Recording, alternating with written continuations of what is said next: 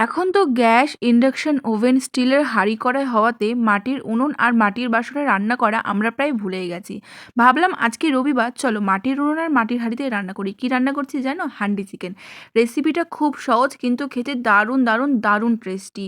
একবার তোমরা বানিয়ে দেখো। চলো রেসিপিটা বলি। প্রথমে একটা মাটির হাঁড়ির ঢাকনা সমেত নিয়ে সেটাকে ভালো করে ধুয়ে মাটির হাঁড়ির পেছনে মাটির প্রলেপ দিয়ে দিতে হবে।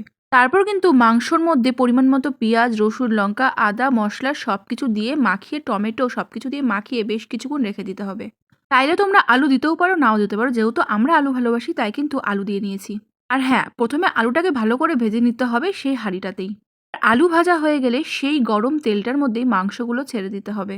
মাংসগুলো কিন্তু মাটির হাঁড়ির মধ্যে দিয়ে তারপর যে মাটির হাঁড়ির ঢাকনাটা থাকবে সেটাকে কিন্তু আটকে দিতে হবে। আর হ্যাঁ, কিছুটা আটা মাখিয়ে ভালো করে মুখটা আটকে দিতে হবে যাতে কোনোভাবেই হাওয়া না বেরিয়ে যায় ভেতর থেকে। এটাই হচ্ছে এই হান্ডি চিকেনের মেন কাজ। তারপর খুব লো ফ্লেমে, মানে উনুন থেকে একদম আগুন বার করে দিয়ে লো ফ্লেমে আস্তে আস্তে সেই মাংসটা কষতে থাকবে। আর হ্যাঁ, খুব লো ফ্লেমে দিতে হবে, যেটা আমাদের ভুল হয়েছিল, আমরা খুব হাই ফ্লেমে দিয়েছিলাম। খুব লো ফ্লেমে মাংসটা আস্তে আস্তে কষতে হবে আর এক্সট্রা কোনো জল অ্যাড করা হবে না। এত টেস্টি হবে গাইস, একবার প্লিজ তোমরা ট্রাই করে দেখো, আমার কথা বিশ্বাস করো। তারপর দেখো শেষে গরম মশলা দিয়ে নামিয়ে কেমন হয়েছে কালারটা অবশ্যই কিন্তু কমেন্ট করে জানিও।